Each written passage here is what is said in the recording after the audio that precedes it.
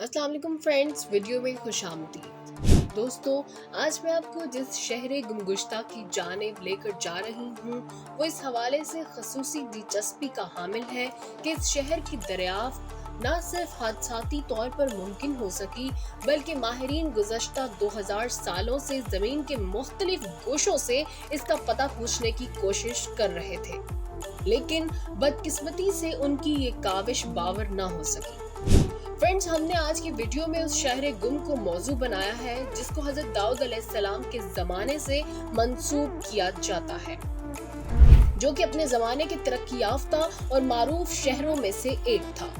लेकिन न जाने इसको किसकी नजर लग गई कि वो न सिर्फ तबाह होते हुए अपने पीछे इबरत की एक दास्तान छोड़ गया, बल्कि हर इंसान को ये इबरत दे गया कि इस जहाने फानी में किसी को भी सबात हासिल नहीं है।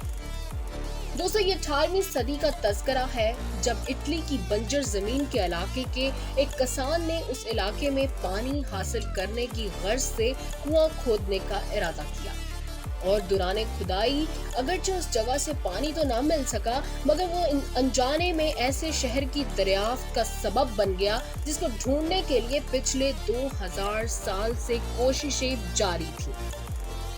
जब उस किसान ने खुदाई के दौरान महसूस किया कि उसके कुएं से कुछ ऐसी चीजें बरामद हो रही हैं जिनको देखकर गुमान होता है कि शायद नीचे कोई बस्ती आबाद रही हो, उसने इसका तज़किरा अपने इलाके के खास आदमी से किया, जिसकी इत्ला पर जब आसारे कदीमा वालों ने इसकी खुदाई की तो उनकी हैरत की इंतहा न रही कि अब तक वो क्यों उस तक पहुंच न सके। दोस्तों, ये शहर जिसका नाम पोम्पे बयान किया जाता है, अपने अहदे कदीम की बदौलत मुहक्किकीन की तलाश का मकसद था, जिसकी खुदाई के बाद जो तहकीकात की गई उसने एक दुनिया की तवज्जो अपनी तरफ मबजूल कर ली, जो कि कभी रोमन एम्पायर के बड़े तजारती मराकज में से एक था, जिसकी तामीर 2 सदी बिफोर क्राइस्ट बताई जाती है। इस शहर के खंडरात को देखते हुए अंदाजा होता है कि इस वक्त के लोग अपने अहद के मुहज्जब तकाज़ों से पूरी तरह वाकिफ थे। ये शहर जो मुख्तलिफ बादशाहों की मलकियत में रहकर बिलाखिर रोमन एम्पायर की मलकियत में पहुंचा, तो इसने तरक्की की मनाजिल को इस तेजी से तय किया कि इंतहाई मुख्तसर वक्त में ये दुनिया का मकबूल तजारती मरकज बन गया। लेकिन इस शहर के मकीनों को, जिनको अल्लाह ने खुशहाली से नवाज रखा था, इन्होंने इसमें गुनाहों की वो बुनियाद रख दी जिसकी वजह से दस्ते कुदरत ने इन्हें ना सिर्फ किस्सा माजी बना दिया बल्कि वो आने वाली नस्लों के लिए एक इबरत भी बन गए। दोस्तों, आप जानते हैं कि माजी में कौमे लूत उस किरदार की हामिल थी जिसने हम जिन्स परस्ती को फरोग देते हुए फितरत से बगावत का जुर्म किया और इज़ाब इलाही का शिकार हो गए, जबकि इस शहर के लोगों ने भी अपने उन आबाओ अजदाद की हरकत पर अमल पैरा होते हुए इसको गुनाहों की एक ऐसी बस्ती में तब्दील कर दिया जहां पर इंसानी और इखलाकी इक़दार सर पीछ कर रह गई। फ्रेंड्स, बाज ऐसी रवायात भी मिलती हैं कि पोम्पी के रहने वाले अपने जैसे इंसानों से तो क्या, वो जानवरों के साथ अपने जिनसी ताल्लुकात की तस्वीर बनाकर शहरों के चौराहों पर लटका देते थे ताकि देखने वालों को भी इस गुनाह में तहरीक दी जा सके। हम जानते हैं कि जब कौमे लूत हम जिनसी का शिकार हुई तो अल्लाह ने अपने हुक्म से पत्थरों की बारिश कर दी और वो लोग निशाने इबरत बनकर रह गए। मगर जब हम उस शहर की तारीख का मुताला करते हैं तो हम पर राज खुलता है कि इस शहर के बाशिंदे इस गुनाह में कई गुना ज्यादा आगे निकल गए थे, जिनकी औरतें भी मर्दों की तरह हम जिनसी जैसी दलदल में धंस चुकी थी। हालांकि जानवर और मासूम बच्चे भी उनके इस गुनाह का शिकार निकले। इस शहर के बारे में तहकीक करने वालों का कहना है कि इसका हर दूसरा घर ब्रॉथल यानी अय्याशी का वो अड्डा था जहां दूसरे इलाकों से लाई गई लड़कियों को हवसप्रस्त लोगों के सामने पेश करने का कारोबार किया जाता था। फिर एक वक्त ऐसा भी आया कि जब जिस्म फरोशी जैसे मकरूह धंधे को इस शहर का नुमाया कारोबार कहा जाने लगा और इन हालात में एक जिस्म फरोश लड़की या मर्द किसी मेहनत कश के मुकाबले में कई गुना ज्यादा सरमाया कमा लेता था। इस शहर बदबूदार के बारे में और आग के तारीख की शहादत है कि यहाँ पर न सिर्फ गुलामों की एक बड़ी तादाद बल्कि शहर की अशराफिया भी इस कारोबार का हिस्सा थी। फ्रेंड्स, रवायात यहाँ तक मिलती हैं कि इस शहर का हाकिम तबका भी या तो अपने अपने ब्रोथल का मालिक था या वो जिस्म फरोशों की दलाली जैसा गंदा काम करना अपने लिए बाइस से इज्जत समझता था।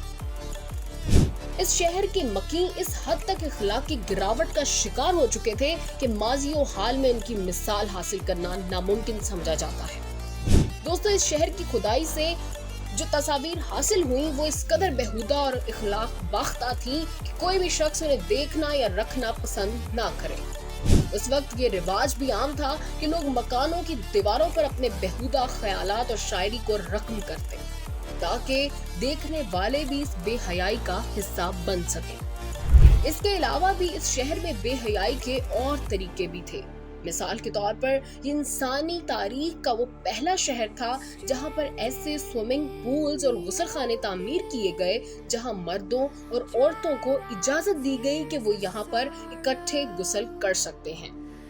इसके अलावा उनके मकानों पर ऐसी अलामात सख्त थीं जो कि उनके जिना खाने होने की गवाही देती। फ्रेंड्स, यहाँ पर भी इनकी बुराइयों की हद खत्म नहीं होती, बल्कि घर घर फहाशी के अड्डे होने के बावजूद शहर के मरकज में ऐसी इमारत तामीर की गई जिसको सबसे बड़े ब्रोथल का दर्जा हासिल था, जिसको उस दौर में लियोपन आरा का नाम दिया जाता है, जिसके मायने मादी भेड़िए के हैं। इस ब्रोथल को ज़माने कदीम में फहाशी का सबसे बड़ा अड्डा तस्लीम किया जाता था,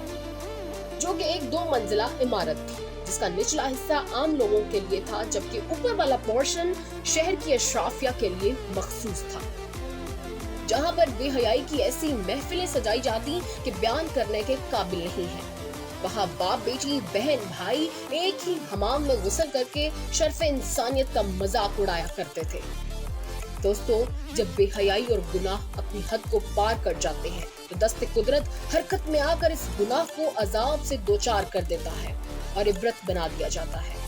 इसी तरह ये कौम भी एक दिन मामूल की रंगरलियों में मसरूफ थी कि अचानक साथ वाले शहर में एक आतिश फिशाने लावा उगलना शुरू कर दिया और देखते ही देखते कुछ घंटों में इस शहर तक भी वो आग पहुंच गई जो कि उन लोगों को जो कि 20,000 की आबादी वाला शहर था अपना लुकमा बना लिया। इस तरह कोई भी जीरू वहां जिंदा ना बच सकी और जब इत्तेफाकिया तौर पर इस शहर की दरियाफ्त हुई तो उन लोगों की लाशें हड्डियां उसी हालत में थी। मालूम पड़ता था कि कुदरत ने बरसों इनकी इबरत को जिंदा रखने के लिए इनकी हिफाजत की हो। दोस्तों, उम्मीद है आपको आज की ये इंफॉर्मेटिव वीडियो जरूर पसंद आई होगी। अपनी राय को नीचे कमेंट सेक्शन में हमारे साथ जरूर शेयर कीजिएगा।